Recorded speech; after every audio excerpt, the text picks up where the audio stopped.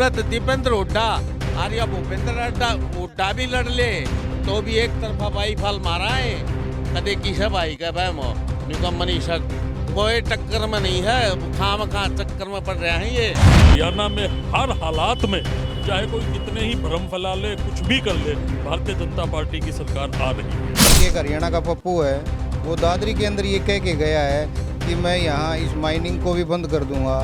जो इस दादरी की रोजी रोटी है, दादरी ज़िले का जो अर्थव्यवस्था को एक नई ऊंचाइयों पे लेके गया हुआ है, उसको बंद करने के वो बोल रहे हैं। तो आप सोच सकते हैं उनको मनसा क्या है उन लोगों को। वो गरीब आदमी की, एक नीचे स्तर के बच्चों को अगर नौकरी दे रही है तो भारतीय जनता पार्टी ही कर सकती है।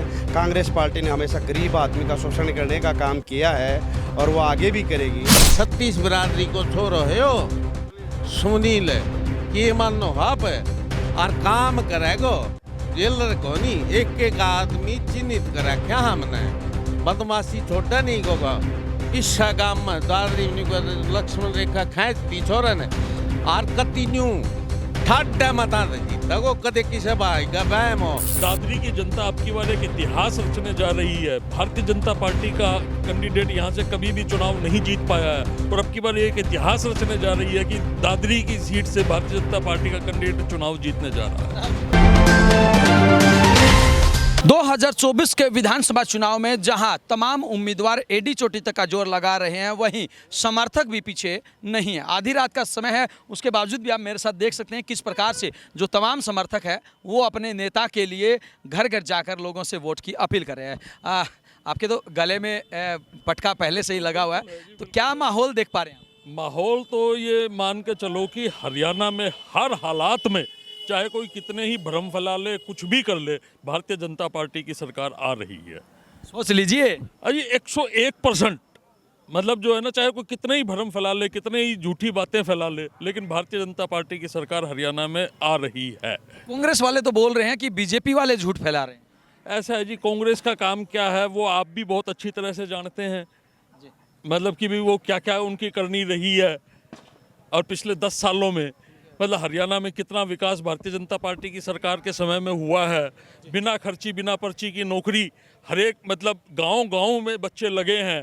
क्षेत्रवाद का कोई भी इसमें बोलबाला नहीं रहा है। मतलब ये नहीं है कि भी सिर्फ एक पर्टिकुलर एरिया से ही बच्चे जो हैं नौकरी में लगेंगे। वहीं अगर हम बात करें दादरी की, तो दादरी में क्या कुछ रहने वाला है? रात को भी देख रहे हैं हम, पूरा जो शहर है वो वोट मांगने के लिए निकला। दादरी की जनता अब की बार एक इतिहास रचने जा रही है। भारतीय जनता पार्टी का कैंडिडेट यहाँ से कभी भी चुनाव नहीं जीत पाया है और अब की बार एक इतिहास रचने जा रही है कि दादरी की सीट से भारतीय जनता पार्टी का कैंडिडेट चुनाव जीतने जा रहा है। जी बहुत बढ़िया रहेगा जी। हमारे दादरी जिले में 2 विधानसभा सीटें हैं, चरखी दादरी विधानसभा और एक बारडा विधानसभा। और चरखी दादरी विधानसभा में जो हमारा प्रत्याशी है सुनील सांगवान जी के ऊपर भरोसा जताया है भारतीय जनता पार्टी ने, जिनके 2 बच्चे फौजी भी हैं।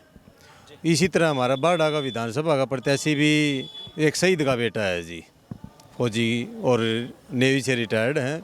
और दोनों सीट हम भारी बहुमतों से विजयी बनाकर इनको विधानसभा में बैठाने का काम करेंगे। और लेकिन सर कांग्रेस वाले तो बोल रहे हैं कि बीजेपी वाले झूठा प्रचार कर रहे हैं, भ्रम फैलाने की कोशिश कर रहे हैं, सरकार तो कांग्रेस की बनने जा रही है। जो जैसा देखता है, जिसके अंदर जो भावनाएं भरी हुई होती हैं वो वही बातें तो कहेगा। उनके अंदर झूठ, चोरी चकारी, कैसे हमने लूट खसोट मचानी है, कैसे हमें अपने घर भरने हैं, ये सब तो उन्होंने बोला है अभी और सभी मीडिया के सामने वो सब के आगे है।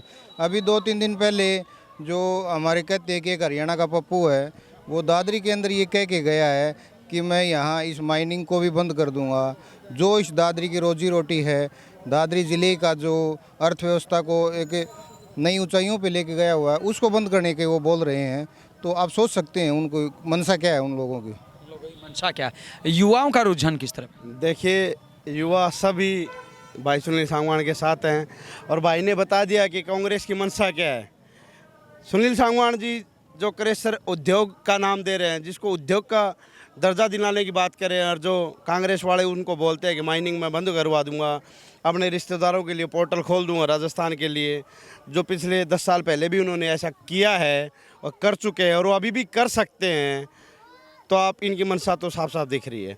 दूसरी बात ये बोल रहे हैं कि टेबल के ऊपर पर्चा रख देना और नौकरी लग जाएंगी, ये बयान है, ये चल रही है पब्लिक में, तो क्या ये झूठे हैं? और भारतीय जनता पार्टी क्या बोलती है? वो गरीब आदमी की, एक नीचे स्तर के बच्चों को अगर नौकरी दे रही है तो भारतीय जनता पार्टी ही कर सकती है। कांग्रेस पार्टी ने हमेशा गरीब आदमी का शोषण करने का काम किया है और वो आगे भी करेगी। तो मैं तो यही बोलूँगा कि हर एक इंसान को अब जागरूक होने की ज़रूरत है। भारतीय जनता पार्टी ने हमारा प्रत्याशी घोषित किया है सुनील सांगवान जी को। एक एक वोट कीमती है और हम भाई का एक एक वोट से हम उनको मजबूत बनाने का काम करेंगे। बिल्कुल बिल्कुल। दादरी में सर युवा बोल रहे हैं कि सुनील सांगवान को यानी कि जेलर को मजबूत बनाएंगे, जो कि जेलर के नाम से आजकल चर्चा का विषय बने हुए। मैं बताऊं मेरे भाई,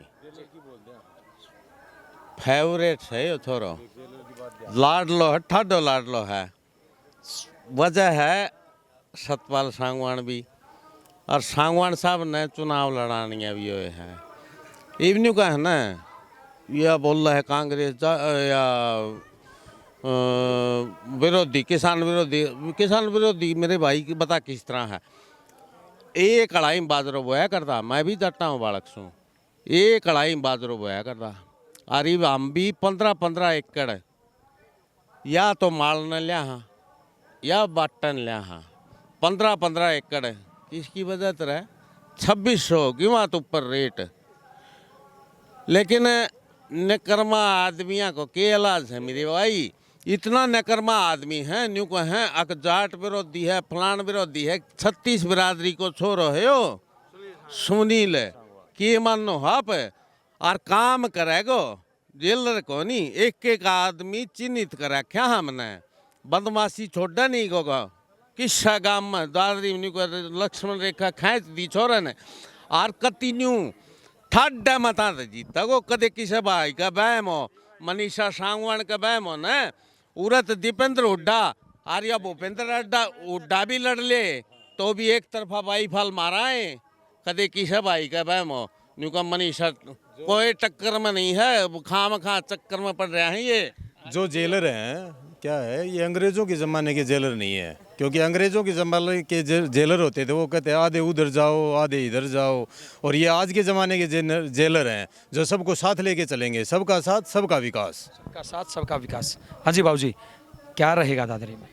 दादरी में भाई साहब सुनील सांगवान का एक तरफा माहौल है, बहुत बढ़िया वोटों से। अभी ऐसा तो नहीं, हरियाणा वाले कहावत कहते हैं कि कभी पतासे के में कपास खा जाओ। ना ना ना, वैसा ना भाई साहब, मतलब है नहीं है भाई साहब। सुनील भाई साहब एक तरफा इलेक्शन जीत रहे हैं और जीत चुके हैं, अभी है ना औपचारिकता बाकी है, वो 8 तारीख को हम कर देंगे। औपचारिकता बाकी है जी। क्या लगता है तमाम जो लोग हमारे साथ यहाँ पे मौजूद हैं, इनकी जुबानी लगातार हम आपको सुनवा रहे हैं कि अब की बार दादरी में क्या कुछ रहने वाला। तमाम लोगों का यह कहना कि बीजेपी ने 36 बिरादरी को साथ लेके काम किया है, बिना पर्ची बिना खर्ची के रोजगार दिया है, और इन्हीं बातों को ध्यान में रखते हुए और साथ ही साथ सोमवीर सांगवान के बेटे सुनील सांगवान को, सतपाल सांगवान को ध्यान में रखते हुए, और जिस प्रकार से सुनील सांगवान जनता से अपराध को मिटाने की बात कह रहे हैं, दादरी के अंदर जिस प्रकार से एक लकीर खींचने की बात कर रहे हैं और विकास के मामले में, रोजगार के मामले में दादरी को आगे बढ़ाने की बात कर रहे हैं, उसको ध्यान में रखते हुए यहाँ की जनता अब की बार फूल खिलाने का मन बना रही है। हालांकि क्या कुछ रहेगा ये तो चुनाव परिणाम के बाद ही पता चलेगा। वीडियो जर्नलिस्ट अमित वासिस के साथ अजय लोहान, बिंदास रहना।